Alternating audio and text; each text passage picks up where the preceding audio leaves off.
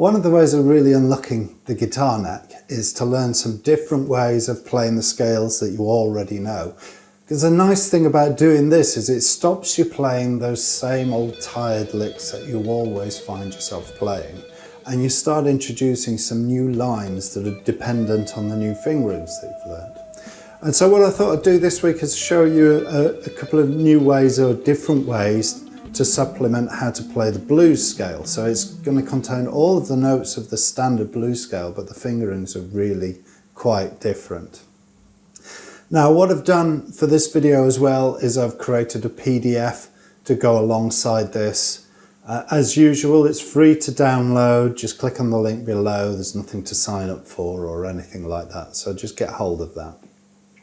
The nice thing about this particular way of playing is that it directly supplements the standard blues scale fingerings as well. So in my head when I'm playing these, I'm thinking about the standard positions, but then I'm also sort of reaching out to these extended positions as well. So I can sort of mix and match, and I'm constantly mixing and match between, you know, the standard shapes and these other shapes as well, which is really good. It also means you can just sort of focus on one position if you want to. You don't have to learn every position going up the neck because you've already got the standard positions.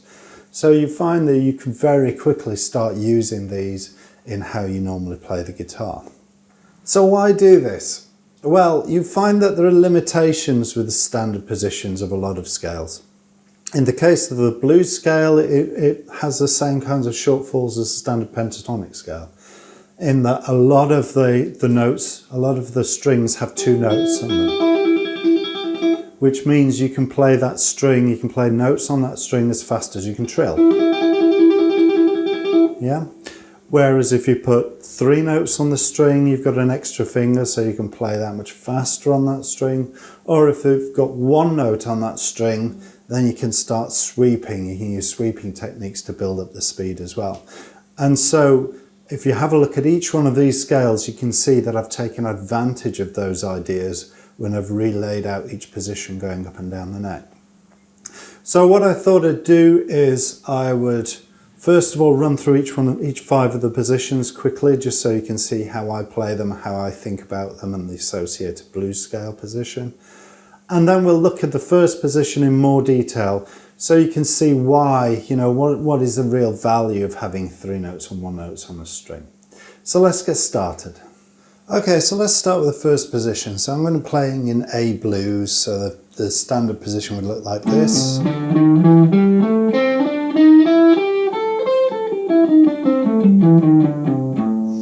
So hopefully you already know that one. And the extended shape that I uses a combination of three notes and one note, as I say. So I start with three notes. You see how that sits on top? So it's 3, 3, 1, 3, 3, 1.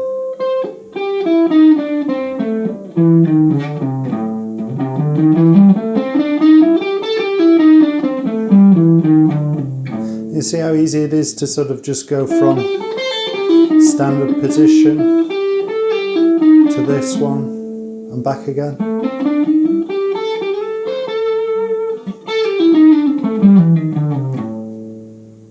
Okay, so the second position is based around this blues scale position. So hopefully you already know that shape.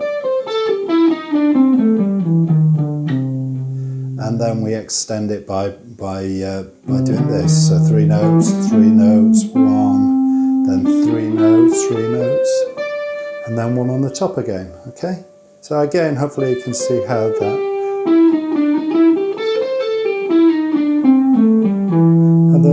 really closely sits on top of me.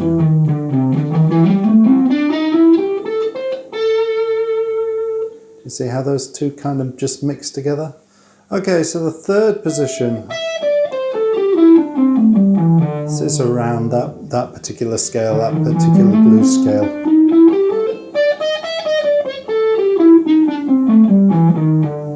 Just there, and what we do is we play three notes again, 3 on the next string, 3 on the third string. You see how I'm playing that with my second, third and fourth finger there.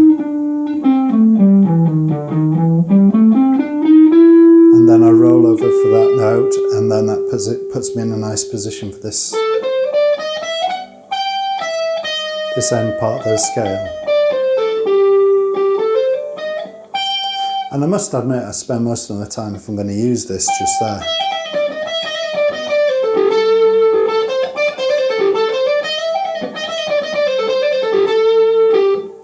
Hopefully you can hear that. Okay, so the standard position, standard blues scale you'd play just here would be this one.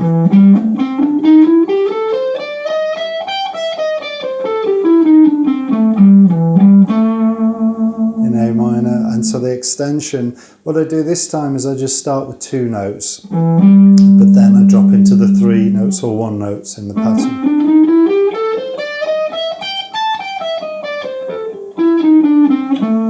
And again, that for me, I visualise this and this scale just being extensions of it.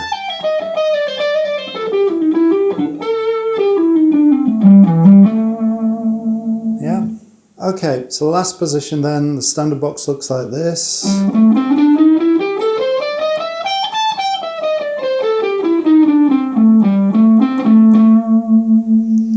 And we extend it, or we swap things around, so we keep 2 notes on that bass string, and then we just use 3 notes or 1 note. So 3 notes, 3 notes, then 1 on the G, 3 notes on the B.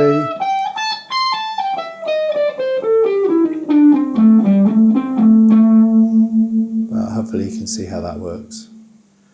Okay, so let's look in detail at the first position, because all of the positions actually follow the same set of rules as this first position. So if you can understand the principles behind this, you can understand the principles behind all of the positions.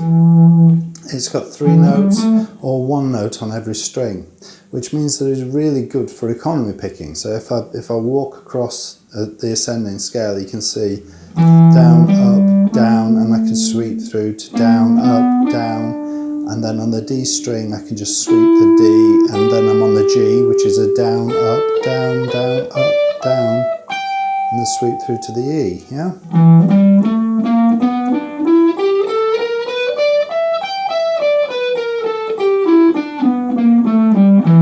And coming the other way is just as easy. We start from the top with an upstroke, follow through to the B string with the upstroke, follow through to the G string, and then the D we sweep through to the A, which makes the scale really easy for these kinds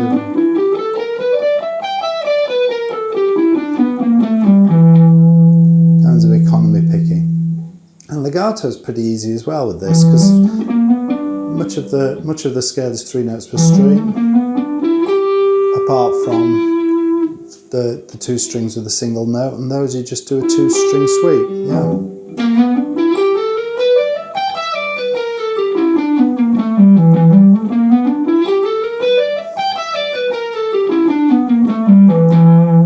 So the thing to practice really when you're getting these under your hand is transitioning through those strings with a single note.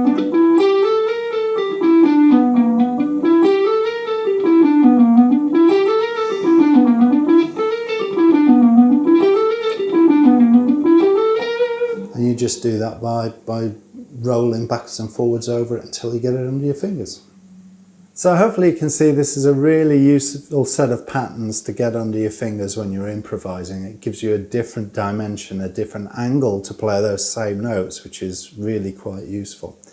As I said before, there's a PDF, so just go ahead and grab that, download that, and then you've got all the patterns drawn out in front of you as well. If you're new to the channel and you like these kinds of information, you want to get more information like this, then consider subscribing or even supporting me on Patreon. Otherwise, we'll chat next time. Goodbye.